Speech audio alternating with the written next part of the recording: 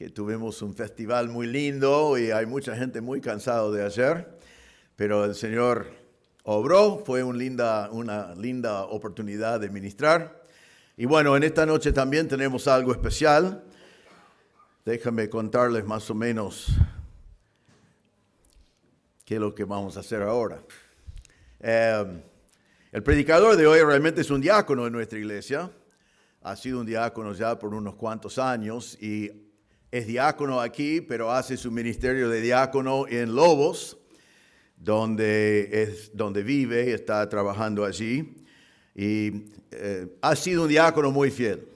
Ha tenido más oportunidad de demostrar su fidelidad que nadie, porque cada vez que tenemos una reunión de diáconos, él tiene que viajar muchas horas en el tráfico para llegar y muchas horas, una hora muy tarde para volver a Lobos, pero está muy fiel en hacer ese viaje, en servir y hacer el trabajo. En Lobos no solamente es un diácono, sino ha sido ya por años el encargado del ministerio allí. La obra en Lobos comenzó en el año 2009, están en el local donde están ahora desde el año 2013, y Juan José ha estado encargado, digamos, solo desde 2021, pero junto con otros desde el principio. Hemos hablado ya con los diáconos antes y hoy hicimos un intercambio. Yo fui a Lobos esta mañana a predicar y Juan José ha venido esta noche a predicar en nuestra iglesia. Eso significa que los dos estamos cansados. Pero también fui allí con un propósito y quiero decirles antes que él venga a predicar que a mi pedido de saber y a reunirme con los hermanos de Lobos, que ellos votaron unánimemente que de su parte le gustaría que la iglesia aprueba a Juan José como el pastor de la iglesia en Lobos. Así que en la próxima asamblea vamos a estar hablando de eso, pero de su congregación donde él está todas las semanas, la respuesta fue unánime y ellos estaban muy contentos también por la idea que fue presentado de que eso podía ser la realidad. Entonces, teniendo todo en cuenta todas esas cosas, le hemos invitado a Juan José a venir aquí a predicar a nosotros en Don Torcuato. Y entonces tenemos esa oportunidad en esta noche, así que voy a invitar a Juan José Hospital, si puede venir ahora para abrir la palabra de Dios.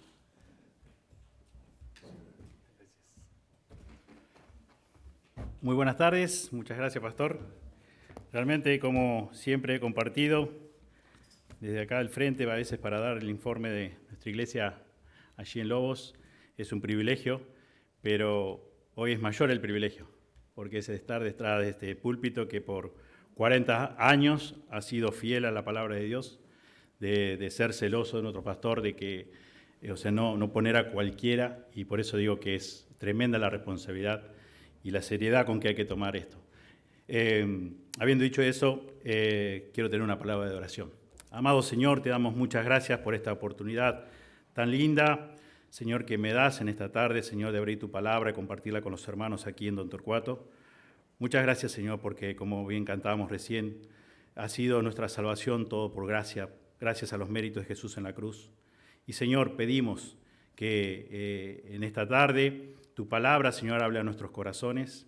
Señor, que yo, a pesar de mis limitaciones, pueda comunicar lo que tú dices en tu palabra, la Biblia.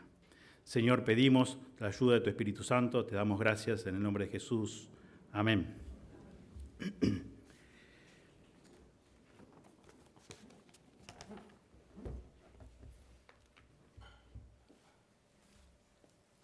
Quiero comenzar en esta tarde a que pienses por un momento en aquellas circunstancias de la vida como creyente, como hijo o hija de Dios, donde todo parecía derrumbarse, donde todo parecía salir mal, donde todo parecía complicarse más y más, donde nada salía como habías planeado. Seguramente recordarás una o más situaciones semejantes. Y mi pregunta en esta tarde es, ¿cómo respondiste ante esa gran adversidad? ¿Cómo respondiste ante esa gran angustia? ¿Cómo respondiste ante ese gran sufrimiento? ¿Cómo respondiste a ese gran dolor? ¿Cómo analizaste cada una de esas situaciones? ¿A través de tu propia óptica? ¿A través de tu propia perspectiva? ¿O la de Dios? ¿Te preguntaste por qué, Dios, me haces pasar por todo esto? Siempre hablando como creyentes, como hijos de Dios. Por eso quiero invitarte en esta tarde a que abras tu Biblia en la hermosa, preciosa carta a los Romanos, capítulo 8, y vamos a leer versículo 28, Romanos 8, 28. Así vemos juntos lo que la palabra de Dios nos enseña en cuanto a esta realidad que enfrentamos como creyentes, como hijos de Dios. Y dice la Escritura, Romanos 8, 28, un versículo muy conocido por nosotros los creyentes, dice, y sabemos que para los que aman a Dios todas las cosas cooperan para bien. Esto es, para los que son llamados conforme a su propósito. Titulé el mensaje de hoy, La vida de todo creyente está bajo el control absoluto de Dios. La vida de todo creyente está bajo el control absoluto de Dios. Aquí en este versículo de Romanos 8, 28 encontramos una promesa asombrosa de parte de Dios, ya que abarca, como dice el texto, absolutamente todas las cosas de la vida de un hijo, una hija de Dios. Debemos recordar que Pablo en esta carta a los romanos está explicando la doctrina de la justificación por la gracia mediante la fe. Esto es la verdad mediante la cual somos salvos. Él habla de la condición del hombre en pecado en los primeros 3 capítulos y después hasta el capítulo 7 habla de la justificación y sus efectos. Y llegamos al capítulo 8 y él nos presenta la gran realidad de que la justificación es eterna. Y en la tarde de hoy quiero que consideremos lo que el apóstol Pablo nos enseña a través de este texto. Y veremos 2 afirmaciones notables del control absoluto de Dios en la vida de todo creyente. 2 afirmaciones notables del control absoluto de Dios en la vida de todo creyente. Primera afirmación, el conocimiento de la seguridad del creyente. Dice aquí, comienza diciendo Romanos 8, 28, y sabemos, oidamen en griego, nosotros sabemos, nosotros conocemos. La expresión sabemos tiene aquí el significado de podemos saber, podemos comprender, podemos entender, podemos reconocer. Pablo afirma con la autoridad que Dios le dio que nosotros como creyentes en Cristo sabemos por encima de cualquier duda que cada aspecto de tu vida, cada aspecto de mi vida está en las manos de nuestro soberano Dios. Dios está en control. Esta es una afirmación, obviamente, extremadamente consoladora para todos nosotros los creyentes, para cada hijo o hija de Dios. Y ninguna afirmación hecha a un creyente podría contribuir a que tuviera más esperanza, más libertad, más gozo que esta afirmación. Por lo que dice, no importa qué problema, no importa qué circunstancia, no importa qué adversidad, no importa qué dificultad, no importa qué desastre, no importa qué sufrimiento. Pablo, inspirado por el Espíritu Santo de Dios, dice que todas las cosas operan para bien. Todas las cosas operan para bien. Los beneficiarios de esta maravillosa, extraordinaria promesa son todos aquellos que aman a Dios. Pero ¿de qué clase de amor está hablando el apóstol Pablo aquí? Fíjense en el texto, dice que para los que aman a Dios. Y esta palabra aman en el griego es agapao, que significa amor incondicional, amor verdadero, el amor de Dios. El amor con que te amó a vos y a mí cuando estábamos aún muertos en delitos y pecados, cuando ninguno de nosotros tenía nada bueno para ofrecer a Dios. El profeta Isaías, allí en capítulo 64, versículo 6, dice: todos nosotros somos como el inmundo, y como trapo de inmundicia todas nuestras obras justas, todo lo mejor que yo podía ofrecer para Dios como trapo de inmundicia. No había nada bueno, nada podíamos ofrecer, nada podíamos hacer. ¿Por qué? Porque él también dice en Efesios 2, el apóstol Pablo en Efesios 2:1 dice: y él os dio vida a vosotros cuando estabais muertos en vuestros delitos y pecados. No podíamos responder a ningún estímulo, estábamos muertos en delitos y pecados. Y él os dio vida. Es con ese amor. También en Romanos 5:8 conocemos muy bien que dice: pero Dios demuestra su amor para con nosotros, en que siendo aún pecadores, Cristo murió por nosotros. De ese amor está hablando aquí el apóstol Pablo en Romanos 8:28. Porque muchas veces, y quizás fue tu caso, no lo sé, pero en algún momento antes de ser un hijo, una hija de Dios, quizás decías: yo amo a Dios, yo creo en Dios, yo tengo gran respeto por Dios. Pero no es el amor que está hablando el apóstol Pablo aquí en este texto. Es el amor verdadero, es el amor incondicional. Es el término agapao, que está en el griego y que es el amor de Dios, sin condiciones. El amor que proviene de Dios. Dice también en Romanos 5:10, porque si cuando éramos enemigos fuimos reconciliados con Dios por la muerte de su Hijo, mucho más habiendo sido reconciliados seremos salvos por su vida. Dice el texto aquí: éramos enemigos de Dios. Y Dios, aún siendo enemigos, nos amó. Que había en nosotros nada bueno. Enemigos, muertos en delitos y pecados. El amor a Dios, el amor con el cual yo puedo amar a Dios, es dado por Dios.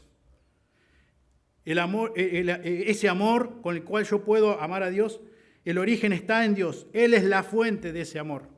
Dios mismo. En 1 de Juan 3:14 leemos que nosotros sabemos que hemos pasado de muerte a vida porque amamos a los hermanos. El que no ama permanece en muerte.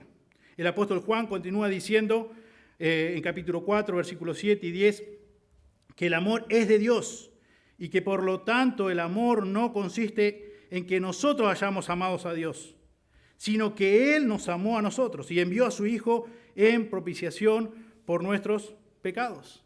Entonces está hablando aquí el apóstol de un amor diferente al que yo conocía, diferente al que yo pronunciaba cuando decía que yo amaba a Dios o que yo respetaba a Dios. No está hablando de ese amor, está hablando de cuando he sido amado por Dios, ese amor incondicional, y yo puedo administrar ese amor, y yo por lo tanto puedo amar a Dios con ese amor incondicional.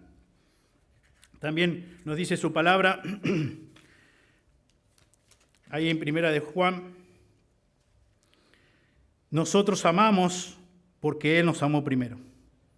Si alguno dice yo amo a Dios y aborrece a su hermano, es un mentiroso, porque el que no ama a su hermano, a quien ha visto, no puede amar a Dios a quien no ha visto.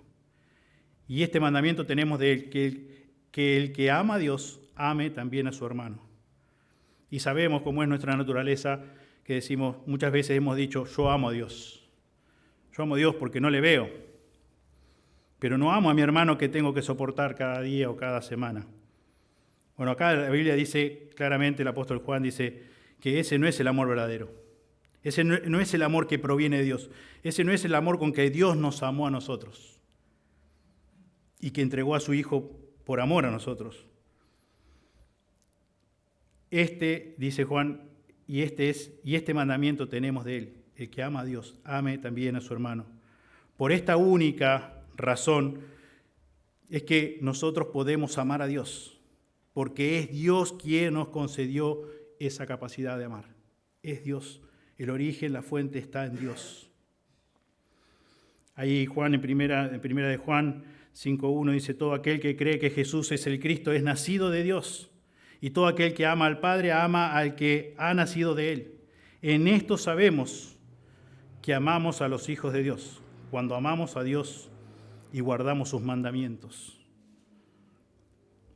Juan una y otra vez dice, es muy fácil hablar, es muy fácil decir, pero no se basa verdaderamente en eso el amor. El amor es concedido, es dado, esa capacidad dada por Dios.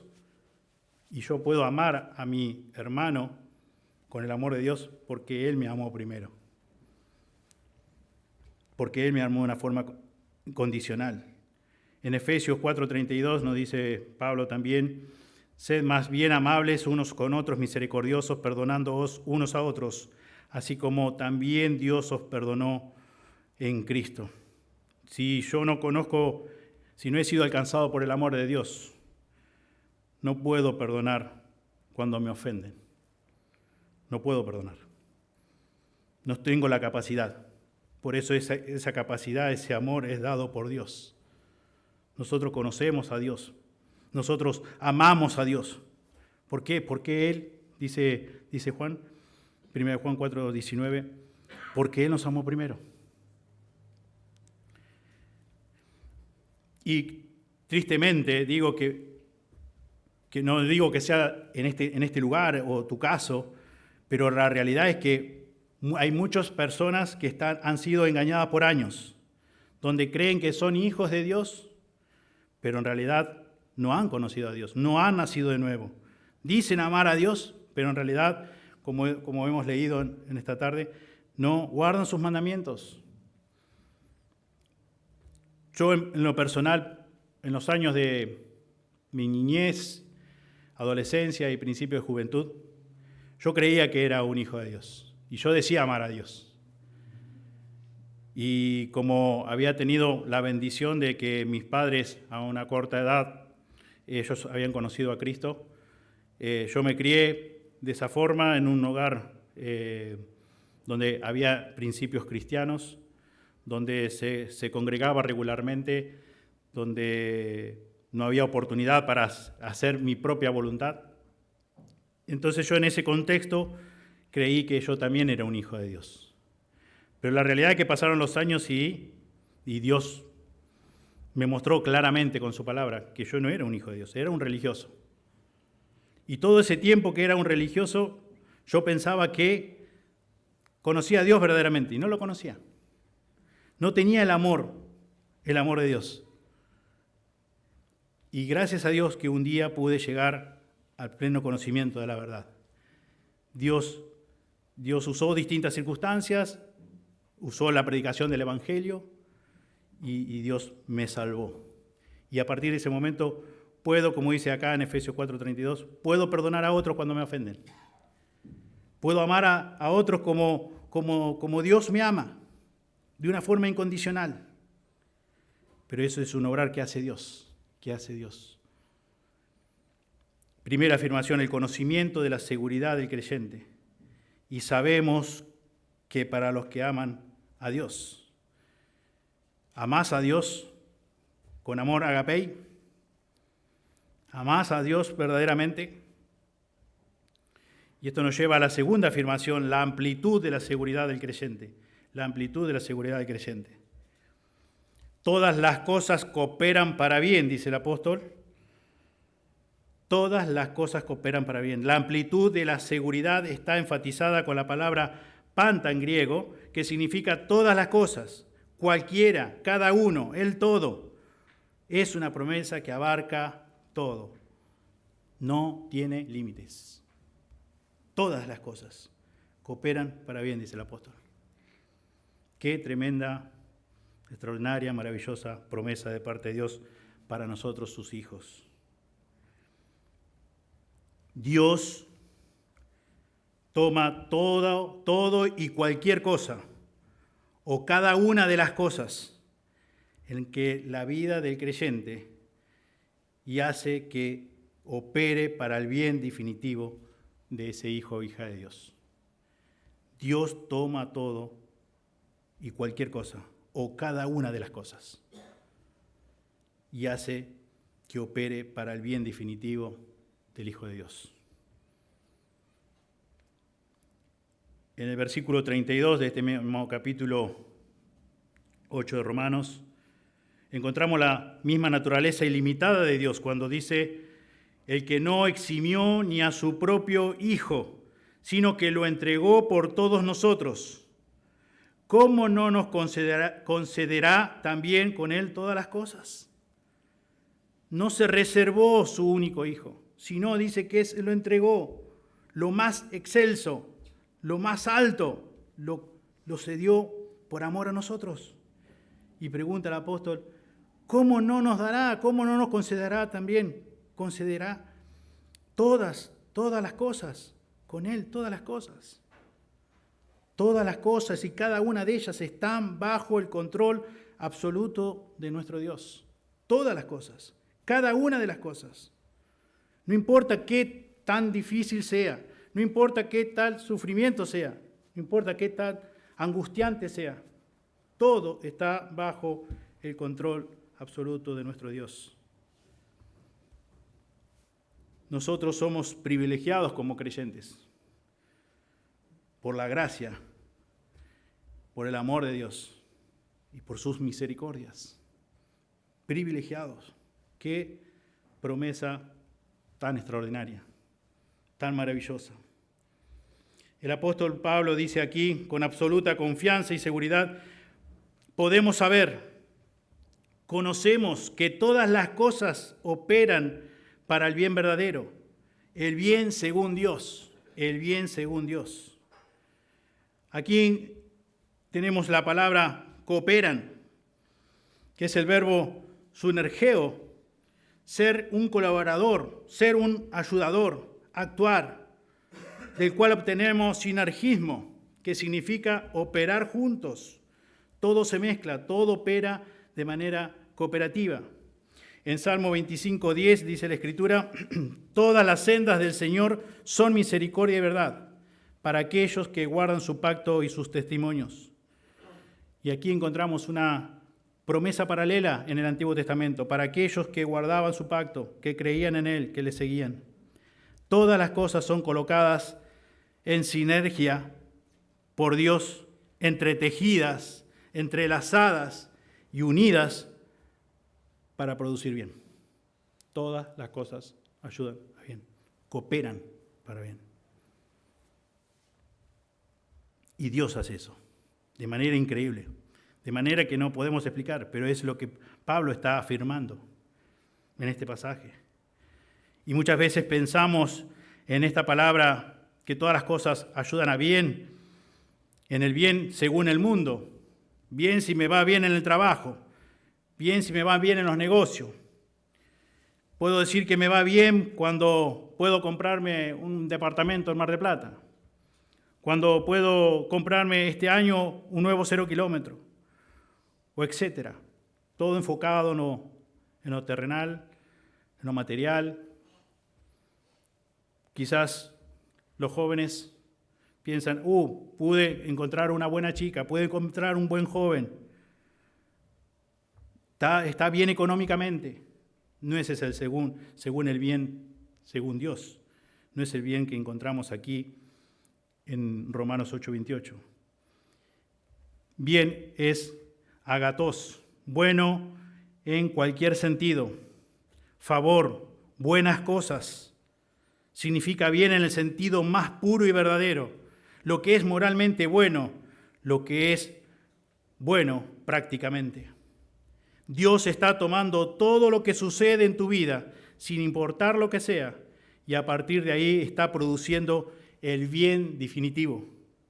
Está produciendo el bien moral, está produciendo el bien práctico, está produciendo el bien real y eterno. Dios usa todas las cosas para tu bien verdadero, para tu bien definitivo como hijo, hija de Dios. Eso es lo que Dios promete aquí. Esto es lo que Dios, a través del apóstol Pablo, afirma en este pasaje. Es otra manera de decir: si Dios es por nosotros, ¿quién contra nosotros? Aquí en versículo 31 del mismo capítulo 8, Romanos. Nada puede separarte del amor de Cristo, versículo 35. La bondad puede salir del sufrimiento. Recuerden cómo fue la vida de José y sus hermanos. Lo arrojaron a un pozo, lo vendieron como esclavo, luego fue a la cárcel, pero al final de todo cooperó para bien. Toda esa adversidad, todo ese sufrimiento, todo ese dolor, como bien dice en Génesis 50:20, vosotros pensasteis hacerme mal, pero Dios lo tornó en bien para que sucediera como vemos hoy y se preservara la vida de mucha gente. José fue consciente de la maldad de sus hermanos. No solamente fue consciente, sino que sufrió la maldad de sus hermanos. Sin embargo, él dice, pero Dios lo tornó en bien para que sucediera como vemos hoy y preservara la vida de mucha gente. Y hay un pasaje que siempre, cuando hablamos de adversidad y de sufrimiento, lo citamos, y es la vida de Job, el libro de Job. Y quisiera leer algunos versículos de este libro de Job. Dice la Escritura en Job 1:1, hubo un hombre en la tierra de Uz llamado Job, y era aquel hombre intachable, recto, temeroso de Dios y apartado del mal. Y le nacieron 7 hijos y 3 hijas. Su hacienda era de 7,000 ovejas, 3,000 camellos, 500 yuntas de bueyes, 500 asnas y muchísima servidumbre. Y era aquel hombre el más grande de todos los hijos del oriente. Sus hijos solían ir y hacer un banquete en la casa de cada uno por turno e invitaban a sus 3 hermanas para que comieran y bebieran con ellos. Y sucedía que cuando los días del banquete habían pasado, Job enviaba a buscarlos y los santificaba, y levantándose temprano ofrecía holocaustos conforme al número de todos ellos. Porque Job decía, quizá mis hijos hayan pecado y maldecido a Dios en sus corazones. Así hacía Job siempre. Hubo un día cuando los hijos de Dios vinieron a presentarse delante del Señor y Satanás vino también entre ellos. Y el Señor dijo a Satanás, ¿de dónde vienes? Entonces Satanás respondió al Señor y dijo, de recorrer la tierra y andar por ella. Y el Señor dijo a Satanás, ¿te has fijado en mi siervo Job? Porque no hay ninguno como él sobre la tierra, hombre intachable y recto, temeroso de Dios y apartado del mal. Respondió Satanás al Señor, ¿acaso teme Job a Dios de balde?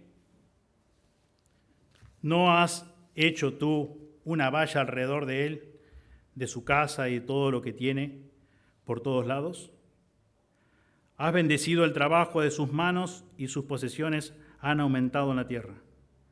Pero extiende ahora tu mano y toca todo lo que tiene. Verás si no te maldice en tu misma cara. Entonces el Señor dijo a Satanás, he aquí, todo lo que tiene está en tu poder, pero no extiendas tu mano sobre él. Y Satanás salió de la presencia del Señor. Y aconteció que un día en que sus hijos y sus hijas estaban comiendo y bebiendo, vino en la casa del hermano mayor, vino un mensajero a Job y dijo, los bueyes estaban arando y las asnas paciendo junto a ellos. Y los sabeos atacaron y se los llevaron. También mataron a los criados a filo de espada. Solo yo escapé para contártelo.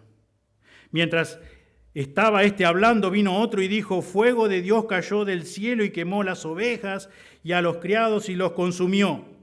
Solo yo escapé para contártelo.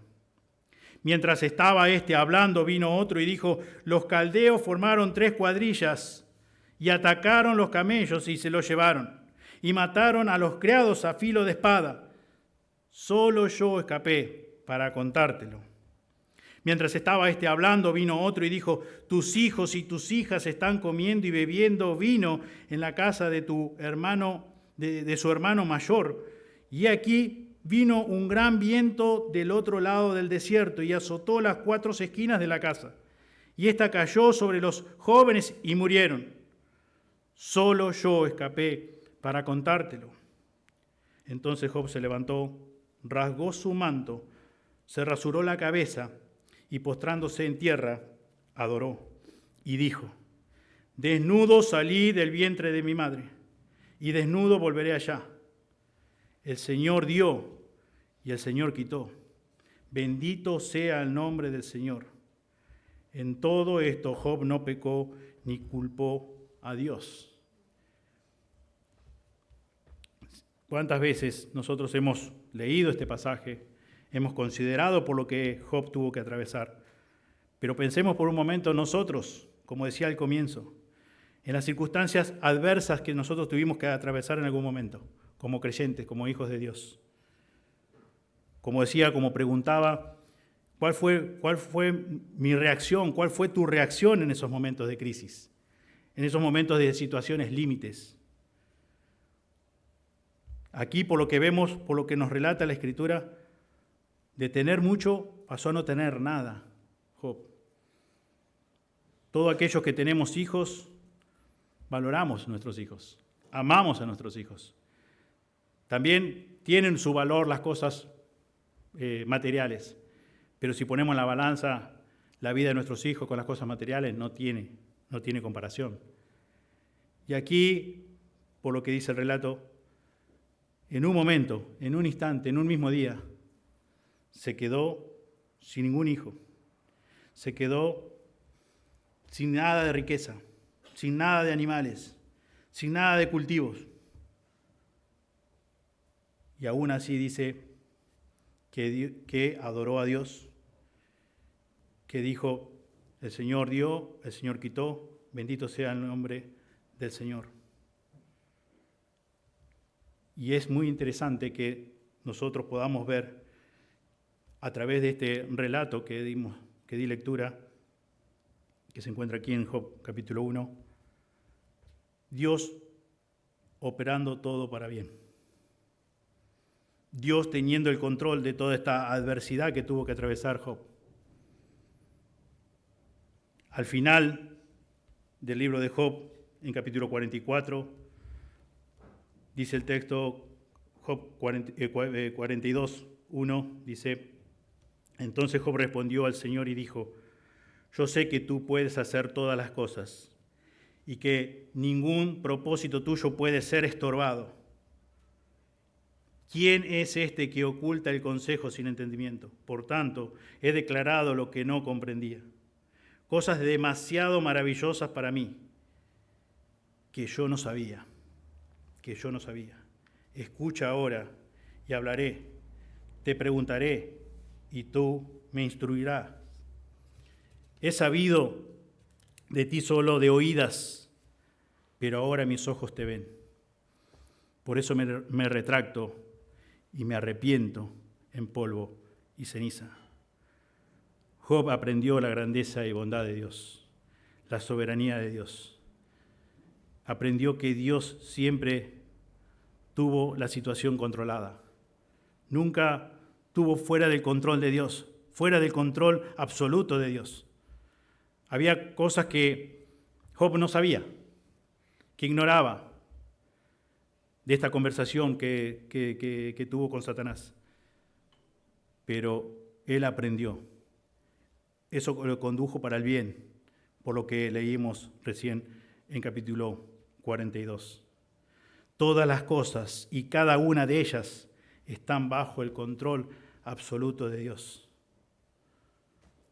Dios dice en su palabra que si has sido alcanzado por el amor de Dios, si sos verdaderamente un hijo de Dios, debes tener por seguro, debe ser una convicción en tu corazón, que todas las circunstancias van a cooperar para el bien según Dios, porque Dios está en control. Como decía al comienzo, ¿cuántos de nosotros hemos atravesado ya siendo creyentes, hijos de Dios, por circunstancias, por momentos que no desearíamos que volvieran jamás? Pero no se hace en nuestra voluntad, se hace lo que Dios ha determinado con todo. Pero podemos estar seguros de que Dios siempre tiene el control absoluto de todo. Y que todas esas cosas que nosotros decimos no están en mis planes, no están en mis proyectos, todas van a cooperar para el bien según Dios, para el bien definitivo, para el bien eterno. Dios nos promete aquí en la carta a los Romanos que Dios está en control de toda situación que debe atravesar un hijo, una hija de Dios. Él tiene el control de todo. Él nos ama como nadie nos puede amar, con amor infinito, con amor incondicional. Su gracia, sus misericordias. Él lo ha hecho posible. Él nos amó, como bien va a continuar el apóstol diciendo al final de este capítulo 8, versículo 38, dice, porque estoy convencido de que ni la muerte, ni la vida, ni ángeles, ni principados, ni lo presente, ni lo porvenir, ni los poderes, ni lo alto, ni lo profundo, ni ninguna otra cosa creada nos podrá separar del amor de Dios que es en Cristo Jesús, Señor nuestro. No hay ninguna circunstancia. Anteriormente, en versículo 35, ¿quién nos separará del amor de Cristo? ¿Tribulación o angustia o persecución o hambre o desnudez o peligro o espada? ¿Hay alguna circunstancia, por más adversa que sea, por más trágica que sea, que nos puede separar del amor de Dios? No, absolutamente no. Esa es la confirmación que nos hace el apóstol Pablo acá al final. Estoy convencido, estoy persuadido de que no hay nada, ni siquiera, como dice el versículo 39, ni ninguna otra cosa creada que nos podrá separar del amor de Dios, que es en Cristo Jesús, Señor nuestro. Y damos gracias a Dios por eso, por esa promesa, por esa realidad en cada una de nuestras vidas. Gracias a Dios porque Él nos amó con amor eterno, con amor infinito. Y la realidad es que, según Romanos 8:28, encontramos estas dos afirmaciones, donde podemos estar como creyentes convencidos, seguros de que todos nosotros, como hijos de Dios, todas las cosas que nos pasen en esta vida, de este lado de la eternidad, van a cooperar para el bien definitivo, porque Dios está en control, porque Dios, de manera que solamente Él puede hacer, hace que todas las cosas le glorifiquen y que termine para el bien verdadero, el bien definitivo. Hoy comentaba que por mucho tiempo, en mis años de niñez, adolescencia, creía que era un hijo de Dios y en realidad no lo era.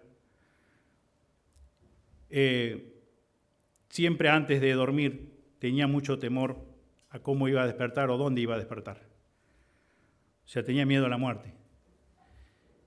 Y la realidad es que, gracias a Dios, a través de su palabra, como dije, a través de la predicación del Evangelio, pude conocer a Dios verdaderamente. Pero antes la realidad es que yo creía que por reunir ciertas condiciones como ser humano, por eso había obtenido el favor de Dios. Y cuán errado, cuán equivocado estaba. Porque pude entender lo que Dios dice en su palabra, que yo, como mencioné hoy varias citas, estaba desde mi concepción muerto en delitos y pecado. Y gracias a Dios, porque Él obró y porque Él me dio el nuevo nacimiento, me hizo una nueva criatura. Y ya a partir de aquel momento nunca más tuve miedo a la muerte, porque podía estar seguro de que no había nada ni nadie, ni la muerte me podía separar de Dios. Pero cuando era religioso pensaba que sí la muerte me podía separar de Dios. Hubo otras cosas también. Y gracias a Dios porque Él es el que nos brinda su confianza cuando Él nos convierte en sus hijos. Cuando Él nos hace, por el poder de su palabra, el obrar de su Espíritu Santo, nos hace nacer de nuevo. y podemos hacer propias estas promesas que he compartido en esta tarde. Pero quizás estás hoy aquí, nos estás visitando por primera vez y después de haber escuchado lo que el Señor promete para sus hijos, te das cuenta que no conoces a Cristo, que no sos un hijo o una hija de Dios. Y si ese es realmente tu caso, te animo a que creas de todo corazón lo que Dios dice en su palabra en cuanto a tu actual condición delante de Dios. Nosotros, dice la Biblia en Romanos 3:23, por cuanto todos pecaron y no alcanzan la gloria de Dios. Todos somos pecadores. Como decía hace un momento, en aquellos años yo me comparaba con otros chicos y decía, yo soy mejor que fulano, mengano. Yo no frecuento esos lugares. Yo nunca maté a nadie. Pero nunca pude conocer, hasta que el Señor obró en mi corazón y me hizo nacer de nuevo, el carácter infinitamente santo de mi Dios, de nuestro Dios, del Dios de la Biblia que está revelado en su palabra. Y ante Él, como dice la Escritura, mi condición pecador, muerto en delitos y pecados, nada para ofrecer, nada bueno para ofrecer. Y también nos dice su palabra en Romanos 6:23 que la paga, la retribución lógica del pecado es muerte, pero la dádiva de Dios es vida eterna en Cristo Jesús, Señor nuestro. La Escritura dice también en Efesios 2:8 y 9 que es por gracia habéis sido salvos por medio de la fe, y esto no de vosotros, sino que es don de Dios, no por obra para que nadie se gloríe. Y yo era una de esas personas que pensaba que era por obras la salvación. No 100%, pero una parte, un porcentaje era la salvación, y ese era, el análisis que yo hacía. Y puede ser que vos estás por primera vez aquí y pensás lo mismo. Y pensás que no sos tan malo como tu vecino, o no sos tan malo como tu familiar, o no sos tan malo como tu compañero de colegio. Pero delante de la infinita santidad de Dios, somos todos pecadores. Todos pecadores. Y solamente hay una forma, un mediador entre Dios y nosotros para poder ser salvos. En Hechos 4:12 dice, y en ningún otro hay salvación, porque no hay otro nombre bajo el cielo dado a los hombres en el cual podamos ser salvos. En 1 Timoteo 2:5 dice, porque hay un solo Dios y un solo mediador entre Dios y los hombres, Cristo Jesús hombre. Un solo mediador. Solo los méritos de Jesús en la cruz pueden salvar. La obra de Jesús en la cruz fue completa. Es suficiente. Por lo tanto, te animo a que reconozcas, según lo que vemos en la palabra de Dios, tu real condición delante de Dios, delante del Dios infinitamente santo. Tu condición es pecador, tu condición es pecadora. Necesitas un Salvador. Vos no podés, vos no alcanzás. Yo no podía por mis buenas obras. Estaba engañado, pero no podía. No había, como leíamos en Isaías 64:6, nuestras mejores justicias, obras de justicias, obras justas, son consideradas para Dios como trapos de inmundicia. Y gracias a Dios por lo que Jesús hizo en la cruz del Calvario, por esa obra redentora. Te animo a que pongas tu fe en Cristo y Él te perdonará todos tus pecados y te dará vida eterna.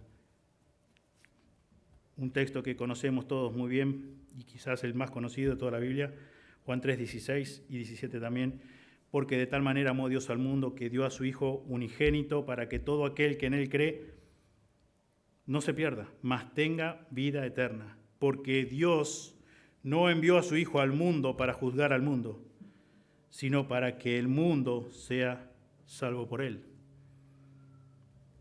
Dios amó de tal forma, con tal amor, como veíamos hoy en Romanos 5:8.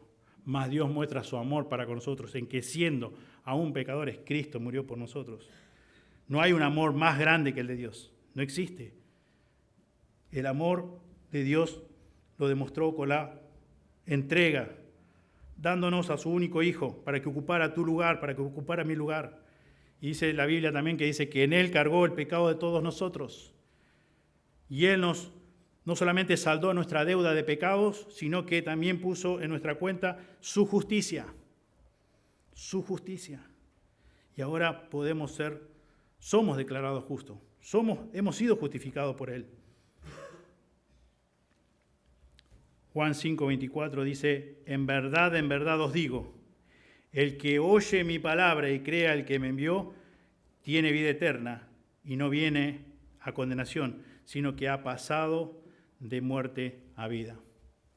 Y si es así, como decía hace un momento, si es tu situación, si es tu real condición en este momento delante de Dios, acércate a Dios, acércate en cuanto a tu actitud del corazón. Pedile a Dios que te perdone. Arrepentite de tus pecados. Cree lo que la Biblia dice. Sos un pecador, sos una pecadora delante de Dios. Y la paga de eso es la muerte. Nosotros no nos merecemos el cielo como yo pensaba. Yo no me merecía el cielo. Pero yo estaba engañado y pensaba que sí, porque reunía ciertos requisitos o contaba con ciertas buenas obras, por lo cual pensaba que tenía el favor de Dios. Todos nosotros no merecemos el justo castigo de Dios, la ira de Dios por nuestra condición, porque somos pecadores. Pero gracias a Dios por la buena noticia, gracias a Dios por nuestro Salvador Jesucristo, porque no hay, como decía en Hechos 4:12, no hay otro nombre en el cual podemos ser salvos. Hay un solo mediador, Cristo Jesús, Él quien nos está de mediador entre Dios y nosotros. Cristo Jesús, hombre. Y si es tu caso, como te dije recién, te animo a que consideres para que también puedas ser, cuanto antes, un hijo, una hija de Dios. Y es el mayor regalo, la mayor riqueza que podemos tener de ser hijos de Dios, porque no somos hijos de Dios por un tiempo. Gracias a Dios porque podemos tener la palabra, como dice el apóstol Pedro, la palabra profética más segura. Y gracias a Dios por su palabra. Y gracias a Dios por las promesas que encontramos en su palabra. Y si no podés hoy asir de ella, te animo a que consideres tu situación y que te arrepientas, porque hoy, como dice la Escritura, hoy es el día de salvación. Oremos. Señor, te damos muchas gracias por tu palabra, gracias por este tiempo, gracias por esta promesa extraordinaria, maravillosa, monumental que encontramos en tu palabra en Romanos 8:28. Señor, queremos pedirte que tú nos ayudes a cada uno de nosotros para que podamos, Señor, poner en práctica lo que tu palabra nos enseña, Señor. Gracias, Señor, por cada una de estas afirmaciones del apóstol Pablo, Señor, donde nos enseñan claramente que toda situación por la que tengamos que atravesar como tus hijos, tú la usas para el bien definitivo. Señor, gracias por poder confiar en ti. Gracias, Señor, porque podemos estar seguros de que tú tienes el control de todas las cosas. Que nada pasa, Señor, sin que tú lo sepas. Señor, pedimos que podamos seguir confiando y también pedimos por aquellas personas, Señor, que puedan estar en esta tarde aquí, Señor, y todavía no te han conocido, para que prontamente puedan ser hijos tuyos. Pedimos todo en el precioso nombre de Jesús. Amén.